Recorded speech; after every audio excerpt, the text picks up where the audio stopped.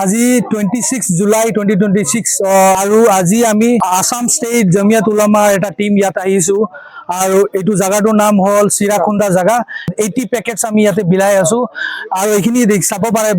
ৰাস্তা এই ৰাস্তা আজি বহুত দিনৰ পিছত এইখিনি উঠিছে পানীৰ তলত আছিলে এই জমিয়তৰ টিম আহিব নোৱাৰি আছিলে বাট কিবাকে আহি পাইছে আগত ৰাস্তা বন্ধ আছে তাৰ পিছত এই বানপীড়িত মানুহক মাতি পেলাই আমি ইয়াতে ফুড পেকেট দি আছো যাতে এই ফুড পেকেটে তেখেতক কমসে কম 15 ডেজ বা 10 দিনৰ হেল্প হ'ব তেখেতে খাব পৰা নাই আসাম স্টেট জমিয়ত উলামাৰ ইনচাৰ্জ প্ৰেসিডেন্ট মৌলানা বদৰুদ্দিন আজমল সাহেবৰ হেল্পত আজি এইখিনি প্ৰগ্ৰাম আমি কৰিছো আৰু শিৱসাগৰত 340 পেকেটছ আজি আমি ডিস্ট্ৰিবিউশন কৰিম এনেকুৱা সেম জমিয়ত উলামা আসাম স্টেট জমিয়ত উলামাৰ টিম বিভিন্ন ঠাইত তিনিচুকীয়া শিৱসাগৰ নামতি গোটেইখিনি এৰিয়াত